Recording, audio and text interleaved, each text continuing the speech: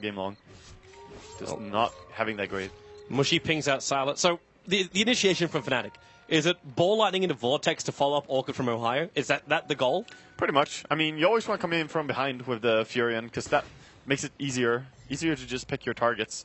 Whereas Storm is probably going to have to be the one to initiate as they don't really have any other hero. I love Ohio scouting as well. He had a couple of treants that ran up towards the Dire Ancients and caught out both the puck as well as the Lina. So he gets vision of this, instantly adds aggression into the top lane. A couple of treants to push it out. Now, he doesn't want to push it too far or Silas is going to get free money.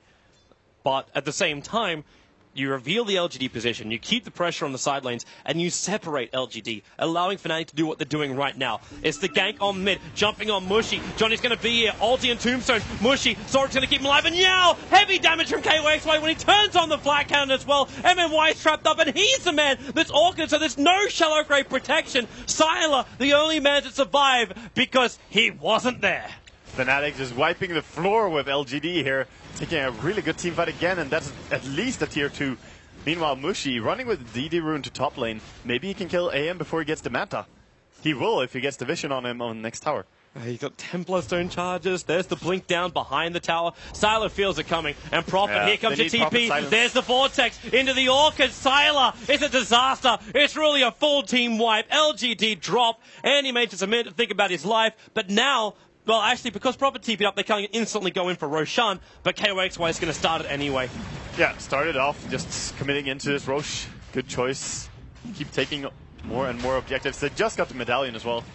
Oh. Yeah, doesn't want to make him feel comfortable. He shards them, locks them in, but Ohio now creates the arming of treants. Without the anti-mage, well, they want to go. Actually, then again, you've still got Dream Call. They should really back up from this one, Fnatic. Yeah. And they are. They're actually getting themselves out. Fnatic just taking it easy here. They see Zhao Wei, long jump up. He was actually just trying to get rid of a Treant. That was what was giving vision to Fnatic. So with Zhao Wei down for 40 seconds, they want to go in again. The Treants can still tank up Roshan. KOXY has his full BKB and cooldown, so if they jump in for this, he's still going to have immunity. But with the weave hitting all 5 heroes of Fnatic, they have to be careful with their armor play. Yeah, this Roshan is hurting them a lot, and they don't have enough earn charges for all of this. They're actually completely out of earn charges, and they don't have any more way to heal up. They had some bottle charges from Mushy. But the Weave is about to finish, and long jump up, goes after MMY. Again, the Dazzle's the primary target. Mushy might have been silenced by Maybe, but support's on the way here. As Yao. They just keep getting kills. Non-stop. It's pick-off game. Like the Storm Spirit is getting perfect pick-offs. Yeah, they can just go bottom now. They don't need to take Roshan yet. Soul Rip gonna heal up a lot as well. Sylar is trying to farm in the meantime. He's trying to finish the mana style. If you can finish up the Ancients, he could have taken that. But the chance of them having vision, Mushy, long jump in, Zhao Wei, dead before it even begins. You might have the TP in from Ohio, but the Sprout's the only thing that gets vision. Johnny and KOXY really low. Yao did some work, but KOXY living. The mana void in from Sylar. He'll arrive, but how much damage is he really doing? Kerchik slowing down most of the fight. You'll actually have an instant respawn practically from the Storm Spirit. But they found a lot here, LGD, forcing Fnatic back. They thought they could do it, but they went way too deep. And Roshan still at 2/3 HP. They can maybe take this, but they don't have enough. They have the medallion, but they don't want to go for it. Just gonna back off. They at least get the Manta on Sylar, so he cannot be controlled by this Orchid anymore. Yeah, they know the Storm is gonna be so close. Actually, had a Yule Scepter as well for Zhao Wei. Zhao Wei has a full Yules? Wow. Okay. Almost, actually. Sorry, he's shorted by the Staff of Wizardry. Okay, he almost has to. The rest of it's on the Courier. Also seems to be a bit of a miscommunication there on LGD as they have a headrest on Lina. Not something you want to run around with casually, and I doubt that he's going to go into a pipe. That was just, you know, oh, I'm not going mech. That kind of thing happened. A little bit of waste of money. Well, Sal's going to find himself a DD rune. The Observer Ward, which is placed very aggressively, is up next to the Dire Secret Shop, is seeing every movement of LGD. At this point, you almost ask yourself, should Prophet, when he comes back up, just TP top? Push LGD away from the Roche pit. I think so. Or defend mid as he's doing now. Antimage has a DD rune though. Well, they get the Orchid on Sylar with a Sprout as well. They need a jump, but Stone Spirit's too far away. Yeah, not gonna go into that. At least mid tower defended. Still holding on to all their tier 3s. Oh, he steals the stack. Nice.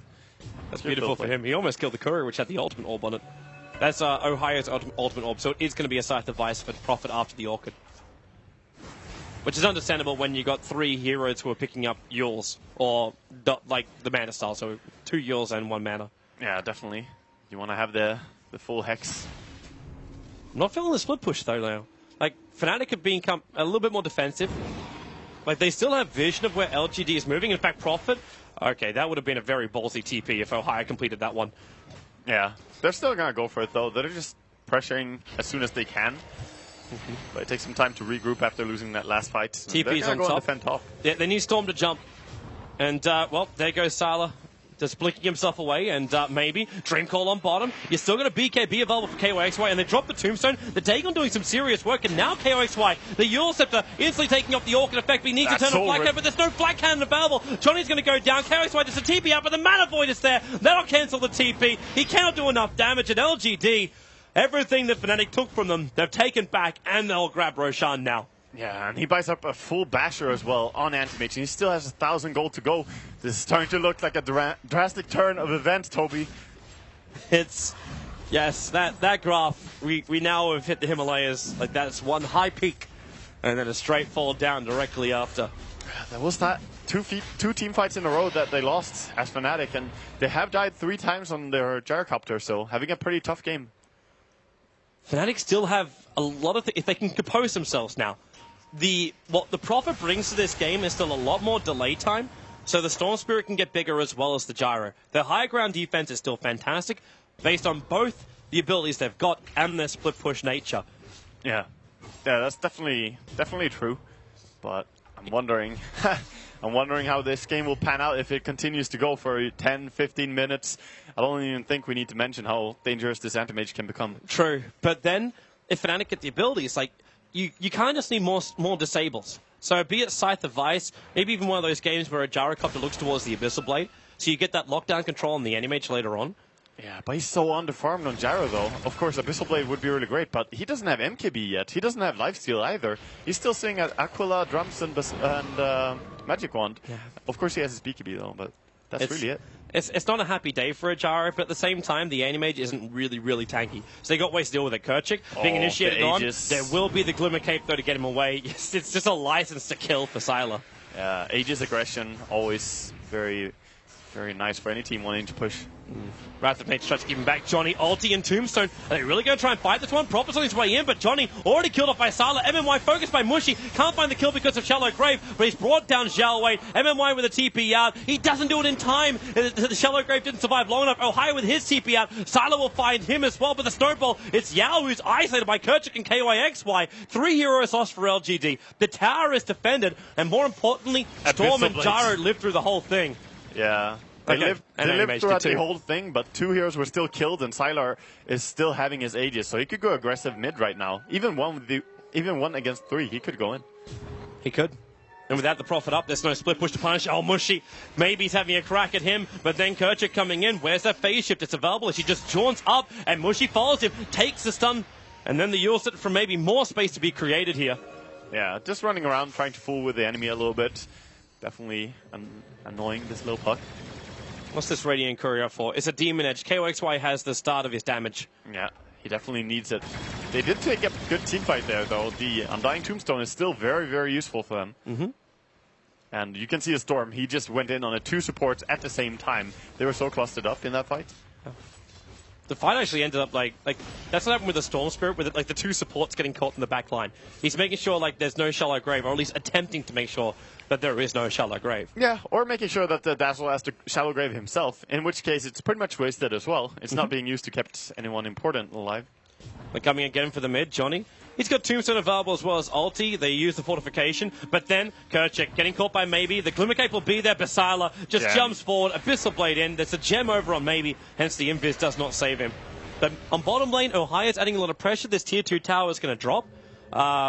To just probably even the catapult if Sylar doesn't take care of it. In fact, he's coming down for the kill on Ohio. Ohio playing the tree game perfectly. And Cardi, one more attack, Cardi. Sylar's not even going to go for the deny. She does 1 HP. Did he calculate that? He could not have calculated that.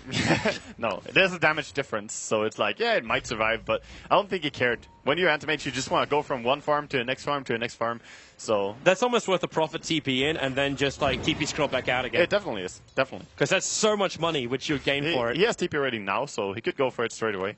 But I don't know if he realized it's 1 HP. Also triggered the Wrath of Nature a little early. That bottom creep wave is pushing in, and LGD are using the weave advantage. to currently take out the tower. Almost wondering if this is the point where Ohio has to start creep skipping to keep the lane back. Yeah, could do that.